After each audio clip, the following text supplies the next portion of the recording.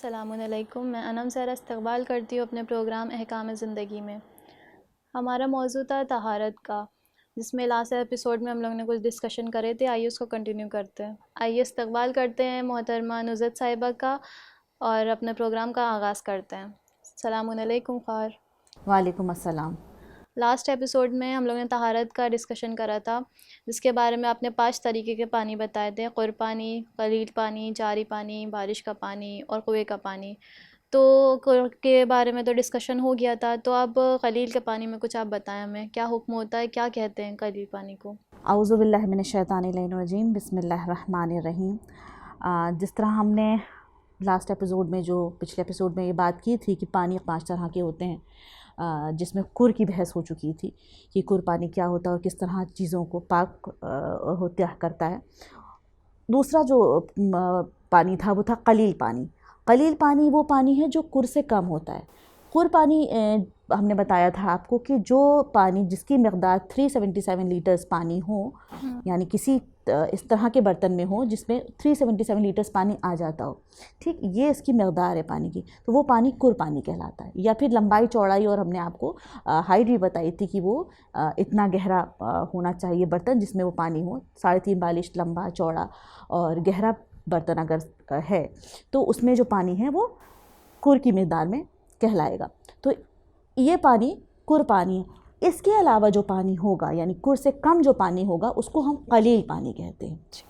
मिसाल के तौर पर किसी बाल्टी में कोई पानी रखा है, वो क़लील पानी, क्योंकि वो कुर की मकदार में नहीं है। 377 लीटर्स पानी होना ज़रूरी है कुर के लिए। तो जो भी पानी कुर से कम होगा वो क़लील पानी कहलाता है। और जैसे अगर कोई निजासत क़लील पानी में गिर जाए तो वो पूरा पानी नजिस हो जाएगा? जी हाँ, देखिए कुर पानी की यही फ़ायदा था कि कुर पानी में अगर नजासत गिर जाए, क्योंकि वो ज़्यादा मकदार में पानी है, तो उसमें नजासत गिर जाए तो बस वही हिस्सा नजिस होता है जितना हिस्से में रंग बू और ज़ायक़ा बदलता है, ठीक है। लेकिन क़लील पानी में अगर कोई नजासत गिर जाए तो वो तमाम पानी नजिस हो जाएगा। तो उससे क़लील पानी को पाक करने के क्या हुक्म हो गए? जैसे एक बकेट में थोड़ा सा पानी है, उसमें थोड़ी सी निजासत गिर जाए, तो क्या पूरा पानी फेंक देने के बाद ही कुछ मतलब वो फिर न्यू पानी भरे, या नहीं, कुछ और ये हुक्म? इसमें भी एक हल है कि अगर थोड़ा पानी है और किसी वजह से नजिस हो गया, मिसाल के तौर पे कोई खून के बूंद उसमें गिर गई है या कोई थोड़ी बहुत कोई नजासत गिर गई है, तो वो पानी भी पाक हो सकता है। मिसाल के तौर पे कोई बाल्टी है, बाल्टी में थोड़ा सा खून का ड्रॉप गिर गया है, तो अब इस पानी को कैसे, क्योंकि ये क़लील पानी है, क़लील पानी नजिस हो जाता है, जैसे ही उसमें छोटी सी नजासत भी गिरेगी वो तमाम पानी को नजिस कर देगा।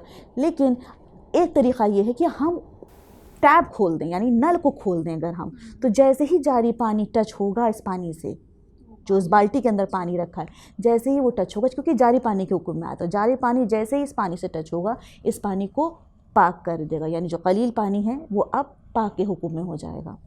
जैसे कि ख़ैर आपने बताया कि जारी पानी भी होता है, तो जारी पानी का क्या हुक्म है, मतलब वो कैसा पानी होता है जारी? देखिए, जारी पानी वो पानी है जो ज़मीन से जोश मार कर निकले और लगातार उबलता रहे।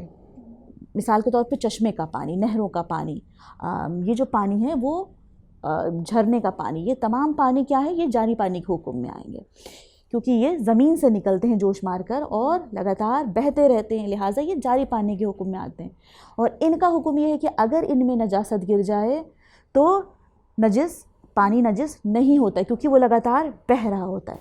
अगर नजासत गिर गई है तो सिर्फ वही चीज़, उतना ही हिस्सा नजिस होगा जहाँ पे रंग बू और ज़ायक़ा बदलेगा, नहीं तो वो तमाम पानी, क्योंकि जारी पानी के हुक्म में है, लिहाजा वो तमाम पानी जो है वो पाक के हुक्म में है। तो जो हमारे घर की टंकियाँ हैं, तो क्या वो जारी पानी का हुक्म है उसमें? जी हाँ, जो हमारे घर में टंकियाँ आमतौर पे लगी होती हैं, जो हम लोग जिधर से हम लोग के घर के सारे नल जुड़े होते हैं, पाइपलाइंस हमारी जुड़ी होती हैं, वो जारी पानी के हुक्म में आएगी। एक तो वो कुर पानी भी है, हम कुर पानी भी कह सकते हैं। कुर पानी भी के अहकाम में भी हम बता चुके हैं कि कुर पानी अगर 377 लीटर से ज़्यादा पानी हो तो वो कुर पानी है, और कुर पानी पाक करता है चीज़ों को, लिहाजा ये कुर पानी के हुक्म में भी है। और दूसरा, ये जारी पानी के भी हुक्म में है, क्योंकि ये जो पानी आ रहा है वो तमाम नलों में जो जा रहा है हमारे पाइपलाइन में, वो जारी पानी, आमतौर पे हर घर में ट्यूबवेल्स लगे हुए हैं, तो ये ट्यूबवेल्स आते रहता है पानी, और ये जारी पानी के हुक्म में, क्योंकि ज़्यादा है पानी, तो ये तमाम पानी जारी पानी के हुक्म में आएगा। तो जारी पानी में अगर नजासत कोई मिल जाए, गिर जाए, तो क्या वो पानी पूरा नजिस होगा? नहीं होगा। नहीं, अगर जारी पानी में मैंने आपको बताया कि जारी पानी में सिर्फ वो हिस्सा नजिस होगा जहाँ पे ऐन नजासत गिरी, यानी जिसकी वजह से रंग, बू और जायका बदला है, सिर्फ वही पानी नजिस होगा। क्योंकि जारी पानी का हुक्म, बहने वाली चीज़ का हुक्म यही है कि वो लगातार बहता रहता है, लिहाजा वो चीज़ों को पाक करता है, यानी पानी नजिस नहीं होगा। लेकिन सिर्फ वही हिस्सा नजिस होगा जिसमें नजासत का रंग, बू और जायका तब्दील हुआ है, और तमाम पानी वो पाक होगा। मिसाल के तौर पे नहर है, कोई झरना है, कोई वहाँ पे कोई नजासत गिर गई, हम गए हैं पानी पीने हैं किसी वजह से, अक्सर होता है घूमने जाते हैं, नहरों पास भी जाते हैं और झरनों के पास भी जाते हैं, तो अगर कोई नजासत गिर जाए तो क्योंकि लगातार पानी बह रहा है तो वो चीज़ पाक में आ जाएगी। नजासत अगर उसमें कोई गिर भी गई है, क्योंकि लेकिन वो अगर मुत्तसिल है चश्मे से बहता हुआ पानी, यानी लगातार वो बह रहा है, तो वो चीज़ पाक, यानी वो तमाम पानी पाक के हुक्म में आ जाएगा। अगर जारी पानी में कोई ऐसी चीज़ गिर जाए जो नजिस नहीं है, जैसे मिट्टी, और उसका रंग भी बदल गया, तो क्या वो नजिस कहलाएगा पानी?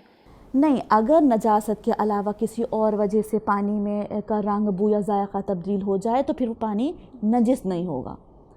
ठीक है, वो पानी नजिस नहीं कहलाएगा। हो सकता तो गंदा कहलाए, लेकिन वो नजिस नहीं कहलाएगा। नजासत के गिरने से ही कोई भी पानी नजिस होता है, जब तक उसमें नजासत है तब तक वो पानी नजिस रहेगा। और जारी पानी का हुक्म ये है कि जब नजासत हट जाएगी, जैसे ही उसका आप हटा दें उस जगह से, तो वो पानी पाक हो जाएगा। जारी पानी किस तरीके से पाक कर सकता है चीज़ों को, जैसे बर्तन को पाक करना या कपड़े जारी को? पानी देखिए चीज़ों को बस जारी पानी में आप किसी भी नजिस चीज़ को रख दें, ऐन नजासत हटने के बाद वो फ़ौरन चीज़ को पाक कर देगा। मिसाल के तौर पे कोई नजिस कपड़ा है, हम क्या करते हैं, कलील पानी से धोते हैं। अगर कलील से पानी से धो रहे हैं, यानी किसी जग से, किसी मग से हम अगर पानी लेके धो रहे हैं, तो ज़्यादा एहतियात ही कहा जाता है कि कम से कम 3 बार उसे धोया जाए। ठीक है, कलील पानी से हम 3 बार किसी चीज़ को पाक करते हैं। लेकिन जारी पानी में यह है कि अगर हम जारी पानी में जैसे ही लाएंगे, जारी पानी गिरते ही जैसे ही वो पास होगा नीचे से, वो चीज़ पाक हो जाएगी। हमें ज़रूरत नहीं है कि कोई कपड़ा अगर नजिस है तो हम ना जारी पानी के नीचे ले जाके, यानी नल के नीचे ले जाएं और उसको 3 बार धोएं या 4 बार धोएं या उसको निचोड़ें ज़रूर, ऐसी कोई हुक्म नहीं है। बल्कि कहा गया कि जारी पानी में अगर ऐन नजासत हटा दी जाए और उसके बाद जैसे ही वो टच में आएगा जारी पानी के, वो चीज़ को पाक कर देगा। लिहाजा जारी पानी में कोई भी चीज़ एक बार में पाक हो जाती है। तो वॉशिंग मशीन में जैसे कोई नजिस कपड़ा अगर धोना हो तो उसका क्या हुक्म है? क्या वो पाक कर देता है? जी हाँ, वॉशिंग मशीन में क्योंकि पानी जारी पानी के हुक्म में आ रहा है, क्योंकि लगातार उसमें पानी वो मशीन लेती रहती है और उसको ड्रेन करती रहती है, उसमें से पानी निकलता रहता है नीचे की, क्योंकि वो रुकता नहीं है वहाँ पर भी। तो जो मशीन में हम अगर नजिस कपड़ा अगर धो लिया है, तो अगर हम देखें कि वो धुलने के बाद, क्योंकि वो बाकायदा ड्रेन करने के बाद भी सुखाती भी है कपड़ा, जो अगर फुल ऑटोमेटिक मशीन अगर आप देखें तो वो पानी को लगातार निकालती रहती है उसमें और उसके बाद उसे सुखा भी देती है। तो लिहाजा ये जारी पानी के हुक्म में आ जाएगा कि मशीन में जो हम अगर कपड़ा धोएं तो वो पूरी तरह से पाक व पाकीज़ा होगा। तब चाहे ऑटोमेटिक हो चाहे सिंपल मशीन हो, दोनों में एक ही हुक्म जी होता है। हाँ, जो ये हमारी सेमी ऑटोमेटिक मशीन्स होती हैं, जिसमें हम एक कंटेनर होता है जिसमें पहले कपड़े को धो लेते हैं और उसके बाद हम ड्रेन में डालते हैं, तो उसमें भी जब हमने इसमें पानी में धो लिया है कपड़ा, जो सेमी ऑटोमेटिक मशीन है जिसमें हमने कपड़ा धोया है, वो कंटेनर जब हम उसमें से कपड़ा निकालेंगे और ड्रेन में डालेंगे, और जैसे ही इसका पानी ड्रेन होगा और जैसे ही नल खोलेंगे, फ़ौरन वॉशिंग मशीन भी अपने आप पाक हो जाएगी। इसको हमें पूरा ज़रूरी नहीं कि फुल भरेंगे, जैसे ही हमने जारी पानी खोलेंगे ये मशीन अपने आप पाक हो जाएगी। और उधर ड्रेनर चला देंगे, ड्रेनर भी डायरेक्ट लगा होता है, नल जो लगा होता है सेमी ऑटोमेटिक मशीन में भी, तो वो जारी पानी को, उसके पानी को ड्रेन आउट करता रहता है, निकलता रहता है और पानी कपड़े से निचोड़ता रहता है, तो भी कपड़ा आपका पाक हो जाता है। लिहाजा वॉशिंग मशीन में किसी तरह हो, चाहे सेमी ऑटोमेटिक हो चाहे फुल ऑटोमेटिक हो, अगर हम मशीन में कपड़े धो रहे हैं तो वो पाक हो जाते हैं, क्योंकि वो जारी पानी के हुक्म में मशीन मीन्स पर्टिकुलर जो निजासत लगी है उसको हम लोग हटा के और वॉशिंग जी मशीन में धोए तो वो पाकी हो जी जाएगी। हाँ, मिसाल के तौर पे कोई अगर खून लगा है तो खून का धब्बा पहले हटा लें, यही जी। होता है कि आप पहले उसको हटा लें। अगर माली लगा रह जाए और लाइल में आपने डाल भी दिया तो चीज़ पाक हो जाएगी, क्योंकि धुल जाने से वो पाक हो जाएगी। लेकिन बेहतर ये होता है कि हम पहले नजासत को एक बार हटा लें और उसके बाद वॉशिंग मशीन में डालें और उसके बाद उसको हम चलाएँगे तो ये हतमन ये चीज़ पाक हो जाएगी। यानी वॉशिंग मशीन जो चलेगी तो वो जारी पानी के हुक्म में आ रही और वो तमाम चीज़ों को जो उसमें हैं उस मशीन को और ख़ुद उनके कपड़े जो धुले हैं उसमें वो तमाम चीज़ों को पाक कर देगी। जैसे अक्सर लोग कहते हैं कि 3 बार धो, ऐसा हुक्म नहीं है उसमें नहीं, जारी ये पानी जारी में। पानी के लिए बिल्कुल नहीं है। जारी पानी में हम जैसे हम कोई बर्तन धो रहे हैं, कपड़े धो रहे हैं, कोई यानी नजासत किसी जगह लग गई, हमारे अपनी जगह बदन में जिस्म में लग गई है, तो हमारा उसमें जारी पानी के नीचे उस हाथ को देना या उस हिस्से को देना काफ़ी होता है, वो नजासत को दूर कर देता है। लेकिन कलील पानी के लिए शर्त ज़रूर थी कि जो है उसको कम से कम 2 बार या 3 बार धोया जाए। एक बार में अगर नहीं साफ़ हुआ है तो हम 2 या 3 बार में धोएं, इसमें भी इख्तियार है, ठीक है। लेकिन जारी पानी के लिए ऐसा कोई हुक्म नहीं है।